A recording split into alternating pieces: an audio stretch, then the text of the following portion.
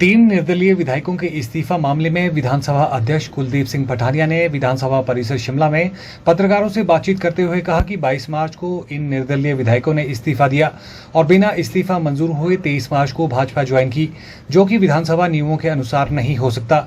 उन्होंने इस्तीफा अपनी इच्छा से दिया या नहीं, ये जांच का विषय है। उनका व्यवहार ऐसा दिख रहा था कि वे किसी प्रलोभन या दबाव में हैं और केंद्रीय सुरक्षाकर्मी इनकी सुरक्षा में हैं।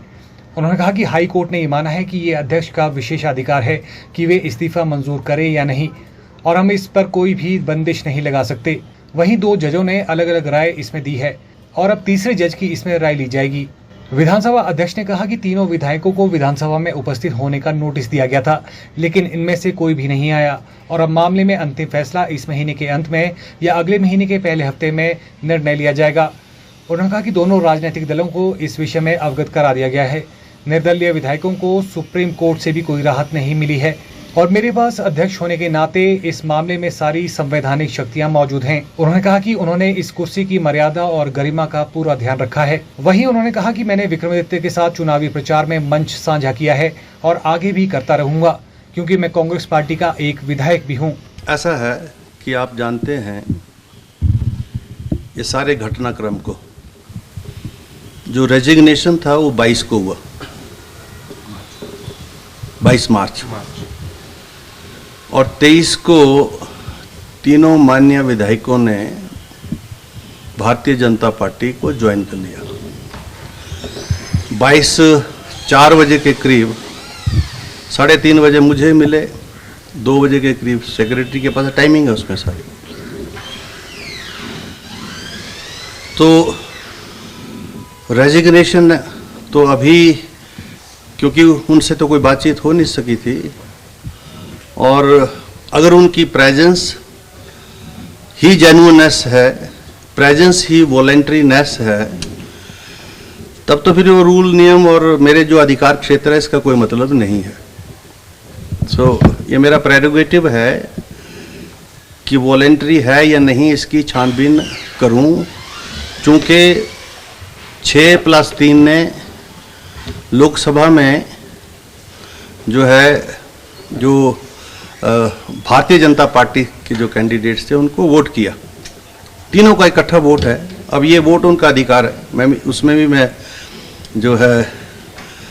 कोई टिप्पणी नहीं करना चाहता, लेकिन उनका कंडक्ट ऐसा शो कर रहा था कि वो किसी ना किसी प्रकार से कोई ना कोई प्रलोभन में है या किसी दबाव में है, क्योंकि 6+3 ये इकट्ठे रहे और आज भी जो केंद्रीय एजेंसी है उनकी सिक्योरिटी इनके साथ है।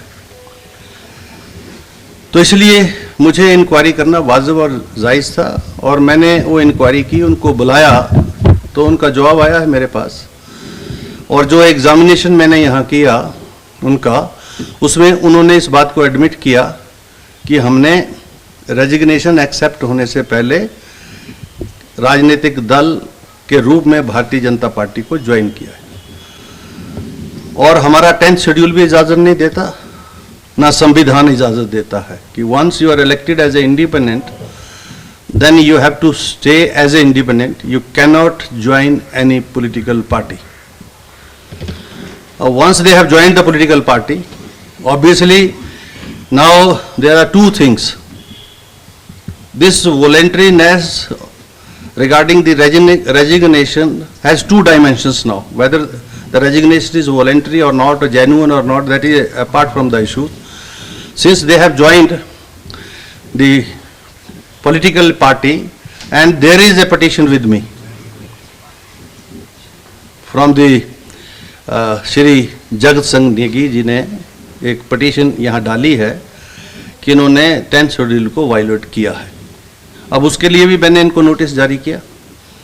तो पिछले जो हमारी यहाँ पर जो मैंने डेट रखी थी उसमें नहीं आए वो, और यहाँ आज भी मैंने रखा था, आज none of the parties are present, maybe because of the electioneering and all that.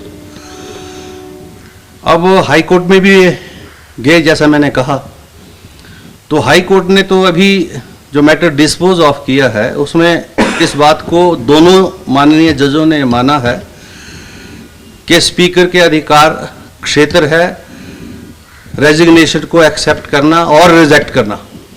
It is not that it is to be accepted, I can reject it also. और उसमें तो हम जो है हाई कोर्ट का कोई अधिकार क्षेत्र नहीं है. हाँ, एक चीफ जस्टिस साहब ने यह कहा कि स्पीकर के अधिकार क्षेत्र के ऊपर हम किसी तरह से कोई भी बंदिश नहीं लगा सकते.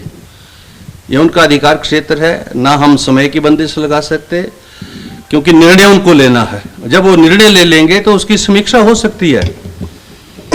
अभी तो कोई इंटेंट ऑर्डर नहीं है, पर जो दूसरी माननीय जज हैं उन्होंने ये कहा कि नहीं, हम डायरेक्शन इशू कर सकते हैं. इसलिए दो डाइवर्जेंट व्यू पॉइंट जब हाई कोर्ट के जजेस में आया तो मैटर तीसरे को रेफर हुआ है. अब तीसरे माननीय जज सुनेंगे दोबारा से. 28 को मेरा ख्याल लगा है वो, क्योंकि हमारे क्लास केस है वो 28 को लगा है. तो एक वो अलग से प्रोसीडिंग्स है, मेरी प्रोसीडिंग्स इंडिपेंडेंट है. मुझे कहीं से भी कोई मेरी प्रोसीडिंग्स के ऊपर स्टे नहीं है, ना किसी हाई कोर्ट का ना सुप्रीम कोर्ट का है.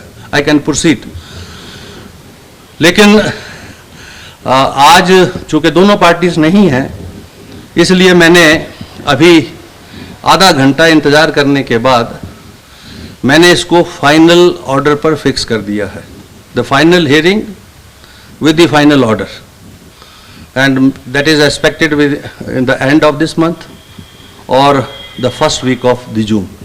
So the date will be conveyed to the media, but it is fixed now for a final hearing and order.